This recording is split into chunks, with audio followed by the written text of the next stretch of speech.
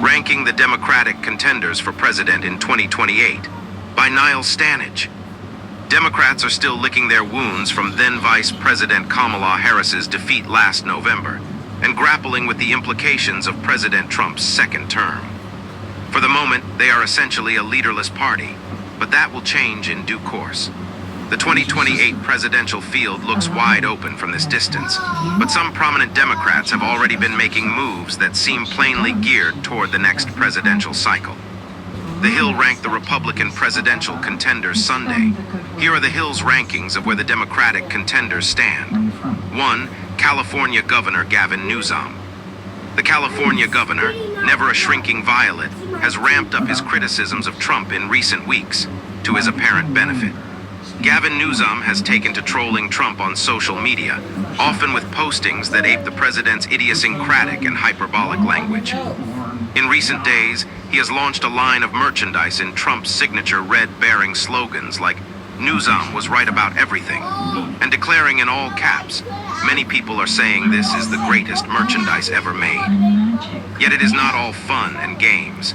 In a public conversation at a Politico forum late last week, he suggested Trump would run for an unconstitutional third term and called the president simply the most destructive and damaging individual in my lifetime. The no-holds-barred approach appears to be paying off for Newsom. In a new national poll of Democratic primary voters from Emerson College, Newsom was well ahead of his two main rivals, Harris and former Transportation Secretary Pete Buttigieg. Notably, he had been third behind both of them when the same organization had conducted a poll in June. There are, of course, Newsom skeptics. They question the electability of such a stereotypically Californian candidate in the battleground states of the Rust Belt and Southwest. But for now, Newsom has catapulted himself to frontrunner status. 2. Representative Alexandria Ocasio-Cortez, New York. If Democratic voters want to supplant their party establishment, make a generational change and shift to the left, Representative Alexandria Ocasio-Cortez, AOC to fans and detractors alike, is the obvious choice. The New York Congresswoman drives plenty of Republican voters to apoplexy, of course. But voters who are even somewhat sympathetic to her policies view her as a charismatic and politically courageous figure who can take the fight to the GOP rather than getting stuck on defense. Still only 35, Ocasio-Cortez is easily the most prominent Democratic politician of her generation, with an enormous social media following. Her policies cast aside the center-leftism that has prevailed among most of the party's upper reaches in recent decades, instead seeking Medicare for all, the Green New Deal, the abolition of immigration and customs enforcement ICE, and a federal job guarantee. Is the platform too left-wing for battleground state America? Or the kind of agenda that can conjure up an excitement that has been lacking in Democratic politics since the Obama years? Conservative Americans would be energized to oppose her. But the big crowds she drew alongside Senator Bernie Sanders' Ivermont at a series of rallies earlier this year demonstrate her appeal to progressives. 3. Former Vice President Kamala Harris. Harris will soon embark on a book tour to publicize her 107 Days campaign memoir. The book's title refers to the length of her campaign following then-President Biden's dramatic decision to abandon his quest for re-election last year. The book tour will also be a broad test of how much appeal Harris has among the Democratic base. Despite her prominence, vice president, 2020 presidential candidate, and a senator from the nation's most populous state, Harris remains something of an enigma. The 2020 bid launched with massive fanfare, but ultimately proved underwhelming. Her performance during her 2024 sprint had striking highs, as when she was widely judged the winner of her sole debate with Trump. And awkward lows, like when she was asked on ABC's The View whether she would have done anything differently from Biden, and averred that not a thing comes to mind.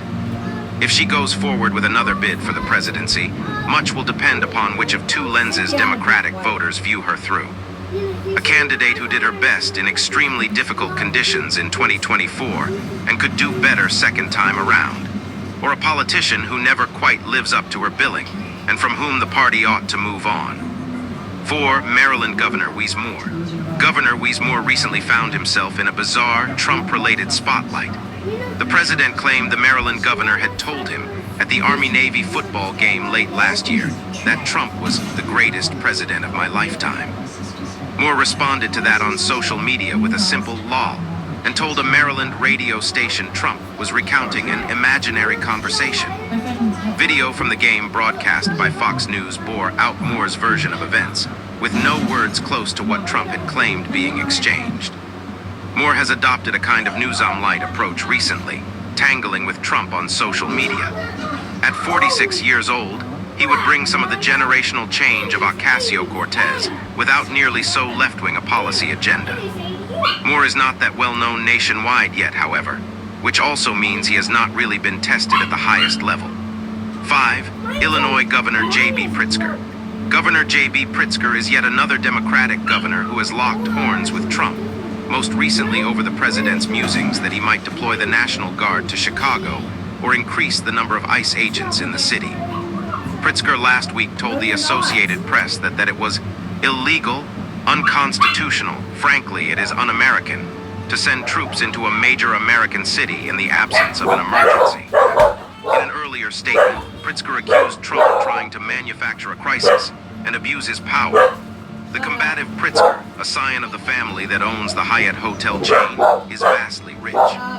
Forbes estimates him to be the wealthiest political office holder in America, with a net worth of $3 billion and $9 million. That could be a double-edged sword. He does not have to worry about raising money from donors for a presidential campaign, but his wealth could make it harder for him to win over working-class Americans. 6. Michigan Governor Gretchen Whitmer. Governor Gretchen Whitmer has been seen as a rising Democratic star for some time. Of late, she has been less openly antagonistic toward Trump than some of her party colleagues. But that approach has had mixed results. She went viral in April for all the wrong reasons, using a folder to shield her face from photographers when she was in the Oval Office as Trump signed executive orders. Whitmer has tried to laugh that off, and her broader argument is that her chief obligation is to look after the interests of her Michigan electorate. Whitmer's success in winning 2 terms in a key battleground state recommends her to many Democratic insiders. An authentic and engaging personality helps her too. Whitmer could face a problem not of her own making, however. Would the party be reluctant to nominate a woman after doing so twice in the past 3 election cycles and losing both times? 7. Former Transportation Secretary Pete Buttigieg. Pete Buttigieg is one of the best media performers in the party. He also has a strong appeal to the highly educated and affluent voters who are increasingly well represented among the Democratic base. Buttigieg was one of the surprises of the 2020 cycle, performing better in the primaries than many people had predicted. But the highest elected office he has held is as mayor of South Bend, Indiana. And in 2020, Buttigieg performed abysmally with black voters, also a key part of the base. 8. Pennsylvania Governor Josh Shapiro. One of the big what-ifs of the 2024 Harris campaign revolves around Shapiro.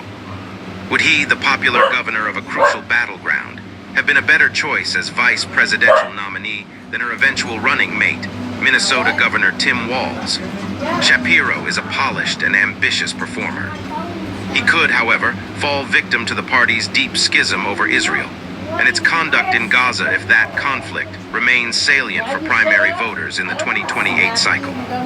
Shapiro, who is Jewish, is one of the most pro-Israel voices in a party whose voters have shifted markedly toward the Palestinian cause. An Economist YouGov poll last week asked Americans which side they sympathize with more in the conflict. Just 15% of Democrats named Israel, while 44% aligned with the Palestinians. Shapiro, who had at one stage drew a clumsy comparison between pro-Palestinian protesters and the Ku Klux Klan, is not well placed to navigate those cross-currents. 9. Senator Chris Murphy, Connecticut.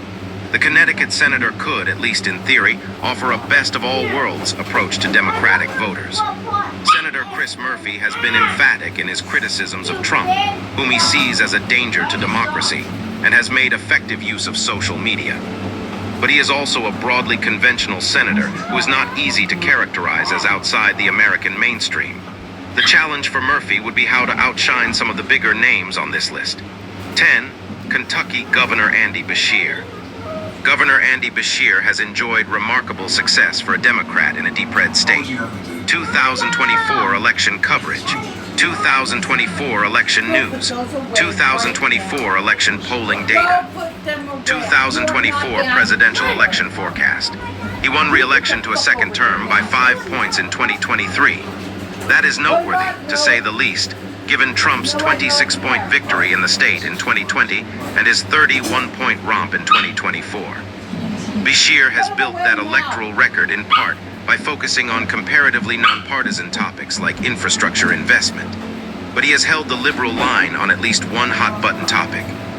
In March, he vetoed a Republican bill that would have almost completely banned abortion in his state. Could Beshear be a 2028 dark horse? Maybe. But it is just as likely that primary voters want a more fiery and progressive standard-bearer.